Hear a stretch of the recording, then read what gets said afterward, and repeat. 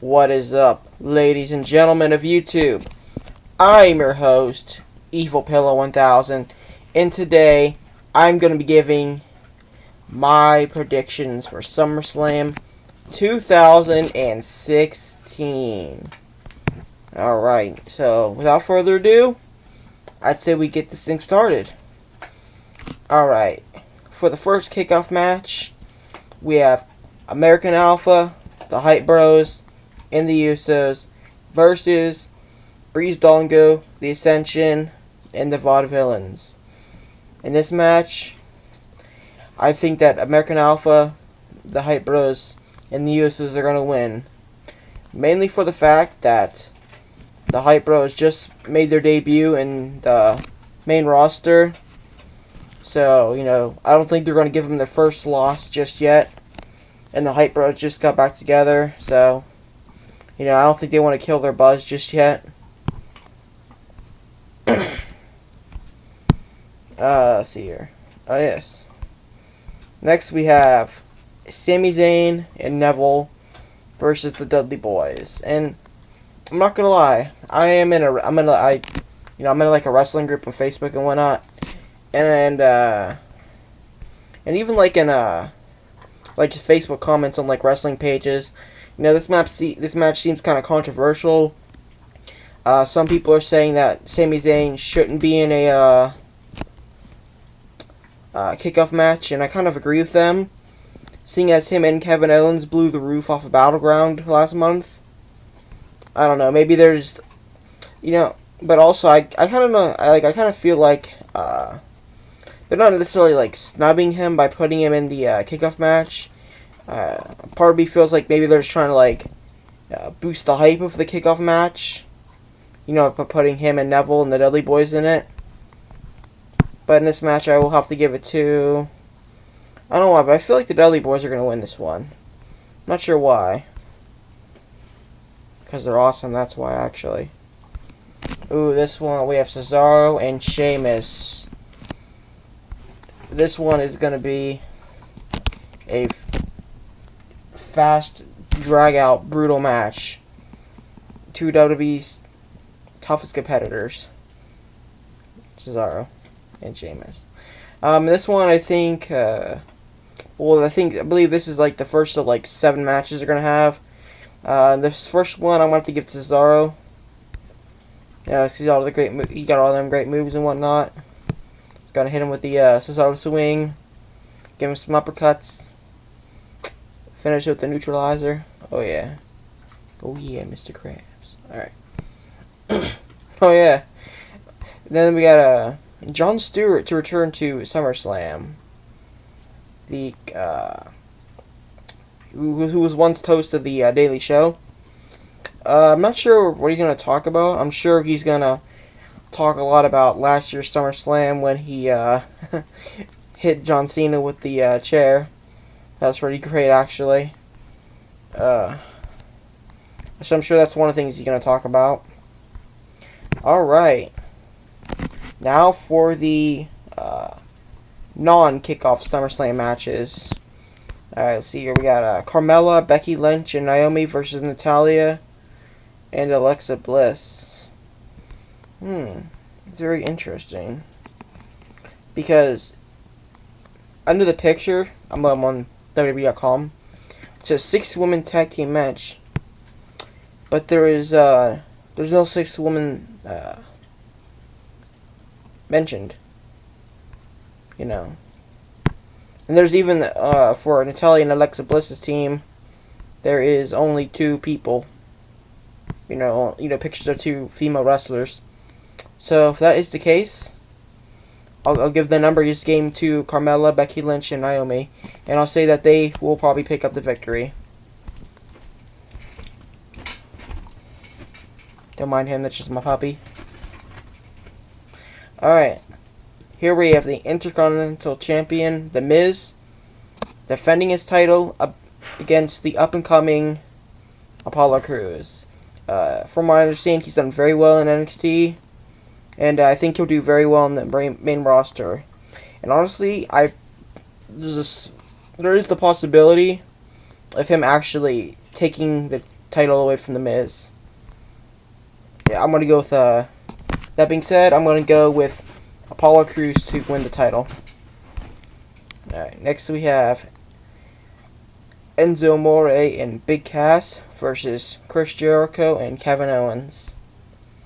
Honestly, I think they should call the team Jericho. But instead of how Jericho is spelled with a H-O at the end, they should like replace it with KO from Kevin Owens, so like Jericho. Alright. This match I'm gonna have to go with Enzo Amore and Big Cass for the win. And you can't teach that. Ooh, here we go. WWE Tag Team Champions, The New Day, will defend their titles against Gallows and Anderson. Now this one, all out, I think that Gallows and Anderson are going to win. Not only because they're trying to build hype for them as a tag team, but New Day has had theirs for a while now. I think they're actually the longest reigning tag team champions right now. And I wouldn't be surprised if WWE breaks that record. Well, not breaks that record, but like takes the titles away from them, gives it to Gallows and Anderson. Not necessarily like break their record, but you know what I mean. Press pause on their record, I guess. Next we have WWE Women's Champion Sasha Banks versus Charlotte. Hello, Loki. I'm trying to make a video here, puppy. In this one, I think Sasha Banks is going to get the victory, seeing as she hasn't had the title for that long. It wouldn't really make sense for her to lose it. But if she does, I feel like Charlotte will have some kind of like outside interference, even though she is a great wrestler. Alright, in this next match, here's another title match. In this one, we have the Bulgarian Brute, Rusev, defending against Roman Reigns. This one, I have to definitely give it to Rusev, seeing as right now he's in the midst of a major push, and not only that,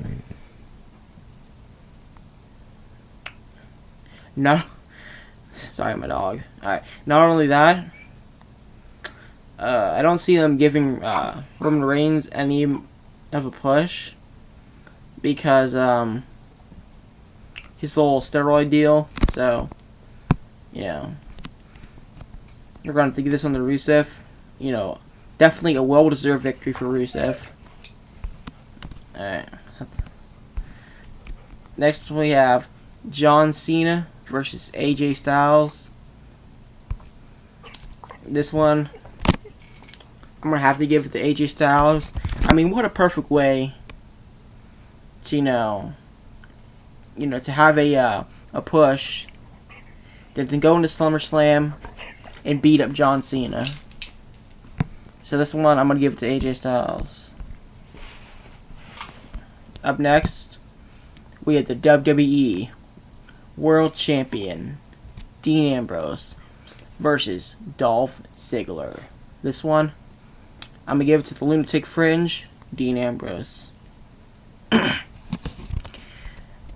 Reasons why, I guess I could say, is I think it'd be too soon for a title change.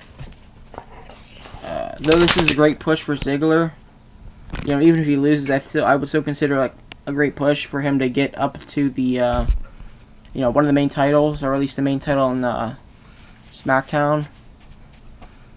So I'm gonna have to give this to Dean Ambrose. Next we have Finn Balor versus Seth Rollins to crown the first ever WWE Universal Champion. And I gotta say, this one is kind of controversial. Not really controversial because of the opponents. The people are facing each other for the champion. But I guess you can say I have heard a lot of negative feedback about the name of the Universal title. Some people are saying that's kind of corny. And they're saying, why didn't you bring back the World Heavyweight title? Why you know, they were saying, you know, why aren't you listening to, you know, us the fans? And I guess I'm inclined to agree with them. I do think they should have brought back the World Heavyweight title before they introduced a Universal Champion. But, you know, I'm not too mad about that. But anyway, back to the point. Finn Balor versus Seth Rollins. Honestly, in this one, I don't think there's really a clear choice. Both are great competitors in the ring. Have a wide arsenal of moves that they can hit off at any time. And, you know, no matter who wins this match, the real winners are us, the fans, for getting to witness greatness.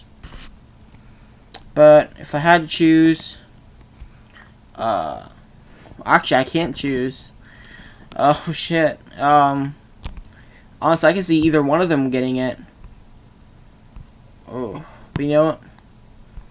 I feel like Seth Rollins is gonna pick this one up. Alright. Alright, and last but not least, we have the main event. The Beast Incarnate, Brock Lesnar versus the Viper, Randy Orton. Now, this one, personally, I'm having a little... Though they have cut, like, great promos and whatnot, and, no, they've hyped it up by having Randy Orton invade Raw, Brock Lesnar invade SmackDown. There's still a part of me that has trouble getting hyped up for the match. Though I am a huge Brock Lesnar fan, a huge Randy Orton fan, I do kind of fear that it will be the same as most Brock Lesnar matches in one-on-one, where he pretty much dominates the whole time. You know, just giving German suplex after German suplex. You know, maybe Randy Orton will give out a few hits. You know, maybe he'll throw him into the ring post, get a few hits. But other than that, I just hope it's not like that. You know, I hope to see Randy Orton get, like, it'll be a very even match. I mean, I wouldn't mind if Brock Lesnar was in control for a little bit longer. You know, was winning more time. No, most of the time. Well, not most of the time, but, like, there's a slight more time where Brock Lesnar was, you know, beating up Randy Orton, I guess. But other than that, I hope it's more of a, what I'm trying to say is I hope it's just not suplex after suplex after suplex the whole match. I like Suplex City. You know, I wouldn't mind if we get a couple suplexes, German suplexes, but I hope that's not the whole thing. You know, I hope to see both competitors get a great amount of moves off. You know, I hope to see, like, maybe Randy Orton, like, somehow get his Hangman's DDT in, an RKO. And honestly, I think to put down the Beast, I think that they're going to have Randy Orton bring back the punt kick, which I know they're not going to do because WWE has this thing about head injuries ever since the whole Chris Benoit incident. But you know what? Call me crazy, but in this match, I see Randy Orton coming in on top. Now, the reason why, very interesting reason. The WWE has come out and said that due to Brock Lesnar being a part-time performer, they can not ban him from competing. Now, that being said, I wouldn't be surprised if WWE used this Brock Lesnar losing as, like, some sort of punishment for, you know, their way of punishing him for the steroids. Now, I'm not sure, but I wouldn't be surprised if WWE did that. I mean, look at you know, backtracking Roman Reigns, you know, like they had him shit. They had him in the get to the end of that tournament to see who was going to face Seth Rollins for the title, and then he lost to Finn Balor, and it was great. You know, it was kind of like an extended punishment for this, like his steroids or whatever. No, I think he was doing steroids. I think he was doing, like, someone said it was like Adderall, but I think it was steroids or something like that. Anyway, it's like an extended punishment. But not only that, Randy Orton is just a Viper. I know he's a very good competitor, and yeah, that's all I got to say about that. Thanks for watching me like ramble about SummerSlam and my predictions. Hopefully in the future the quality of my videos can and will improve, and hopefully my dog won't stick his snout in my camera when I'm trying to film. This has been Evil Pillow. Thanks for watching.